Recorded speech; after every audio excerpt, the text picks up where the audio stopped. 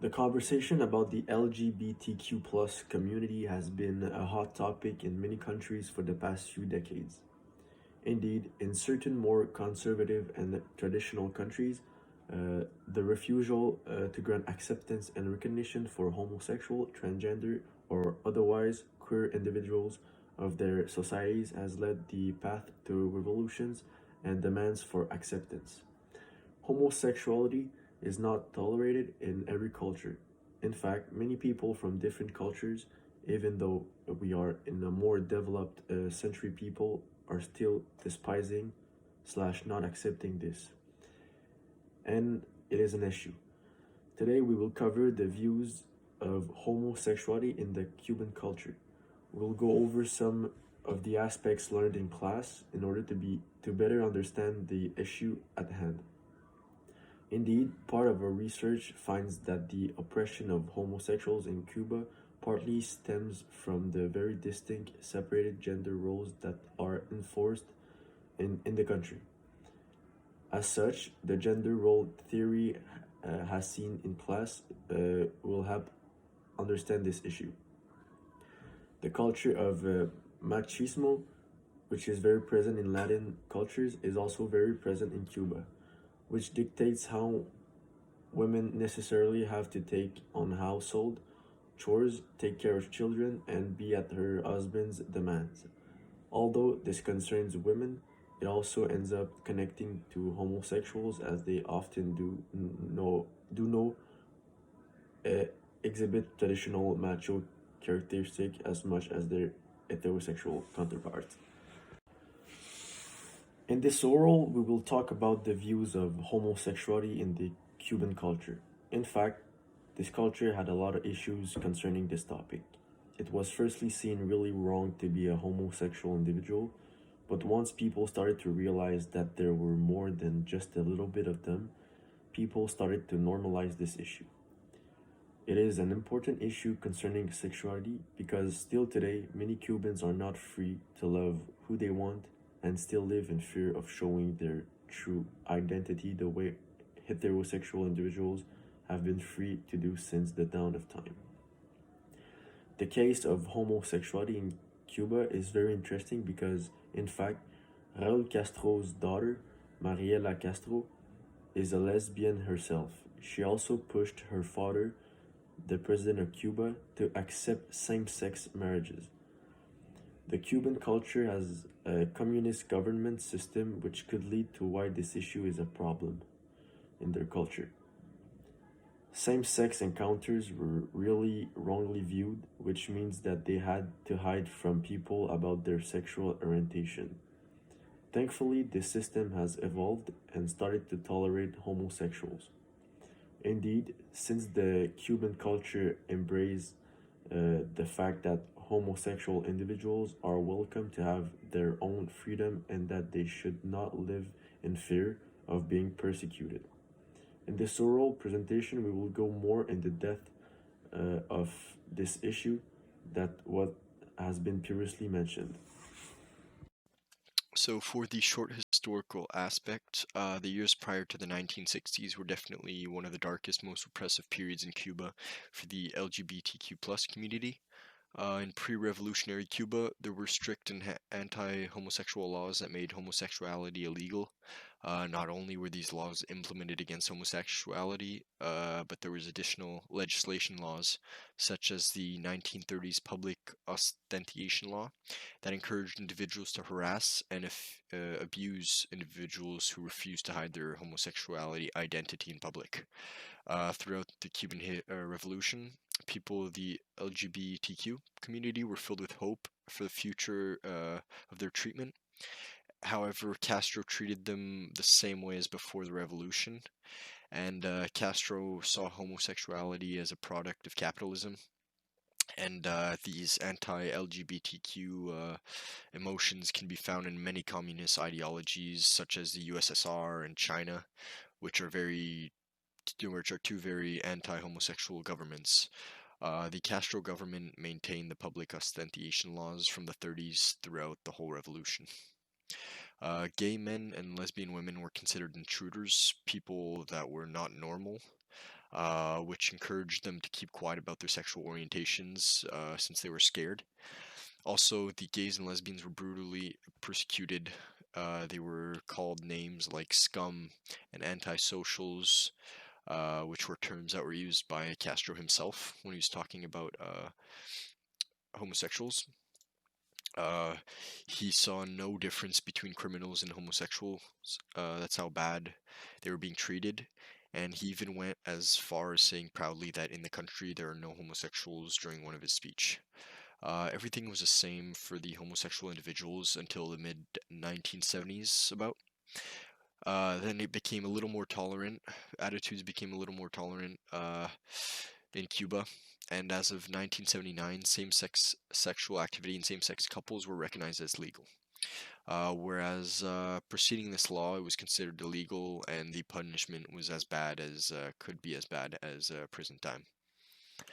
Um, Although this law was viewed by the LGBTQ community as a good sign and one step towards acceptance, the Cuban government had still not made same-sex marriage legal.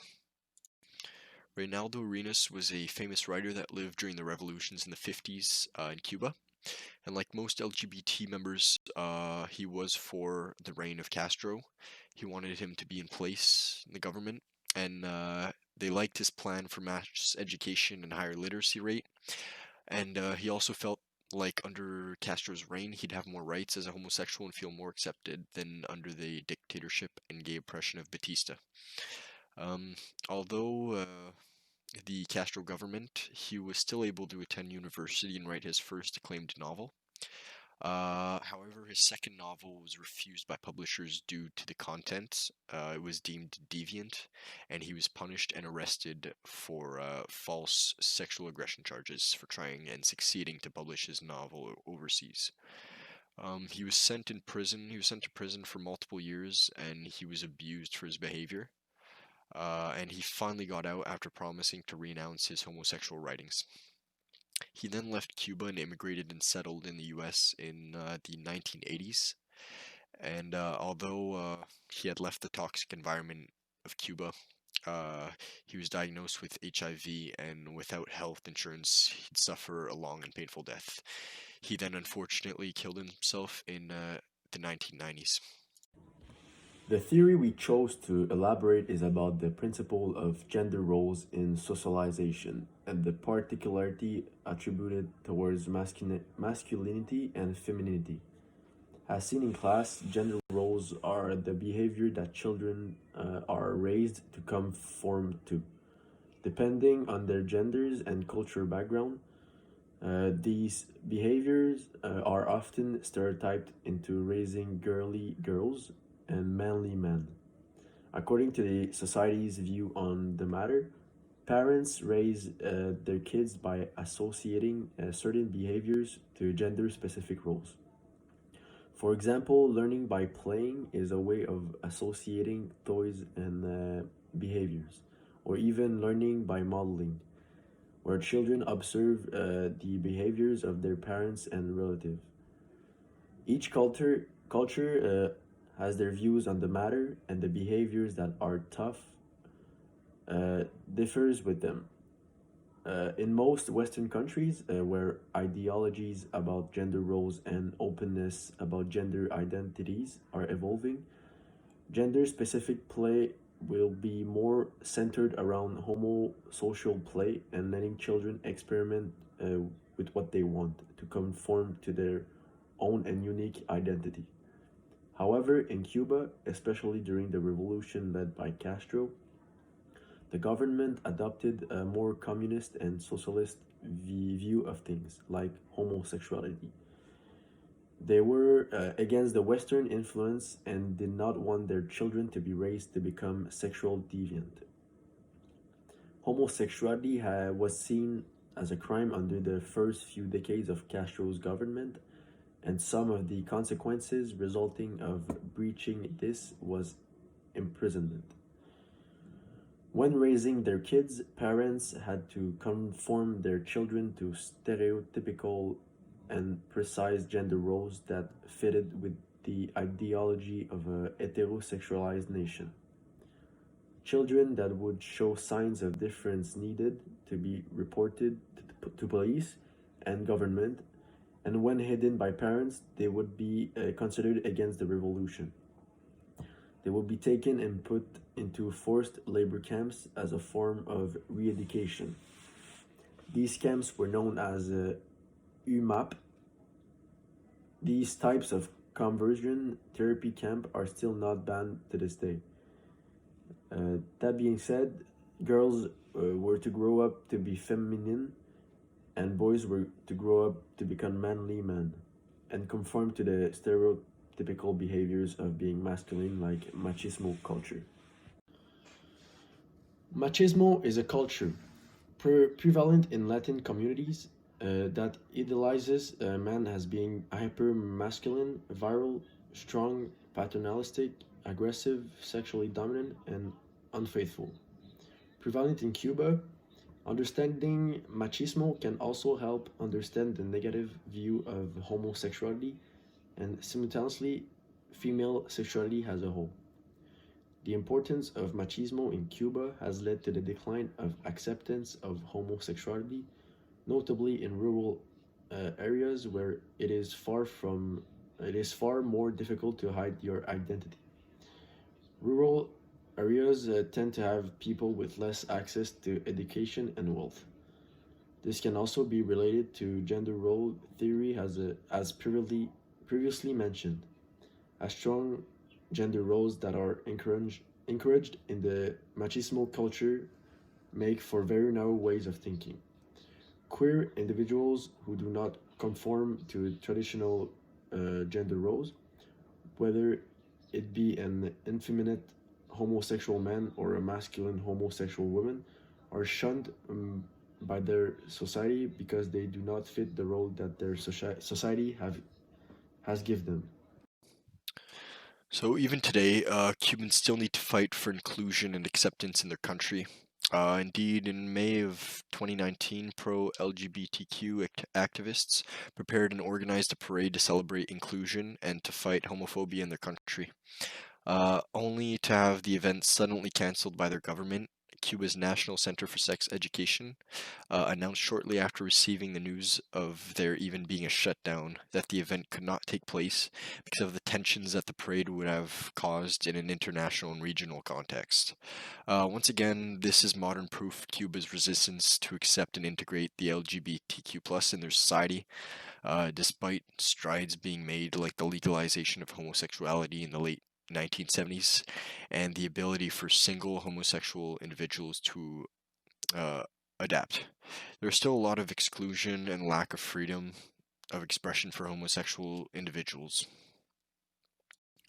In conclusion, after what every homosexual individual has been through, today it has finally been legalized and way more tolerated than before, despite legal changes that have granted members of the LGBTQ plus communities far more rights than they ever had in Cuba. The discrimination that they face is still rampant. There's failure to recognize the legitimacy of homosexual marriage, and the presence of machismo culture still alive and well in the country, and an overall negative feeling towards the homosexual and transgender communities are all uh, striking instances of oppression. The many examples presented throughout this research, such as the mistreatment of Reynaldo Arenas, the many laws against homosexuality in the 20th century, and even the modern day plans of canceling the march, all point out to the same conclusion. No matter where you stand in time, Cuba has been mistreating their queer individuals for far too long. The information learned from this class, notably the gender role theory, helped us understand the views of homosexuality in Cuba under the scope of sexuality. And the gender role theory also helped us understand how the macho culture is very present in Cuba. And this culture influences the views of homosexuals. So, in sum, we hope that the information that we have gained throughout this research will be useful in the future in further analysis of the position of homosexuals in different societies and how they are unjustly treated. Thank you.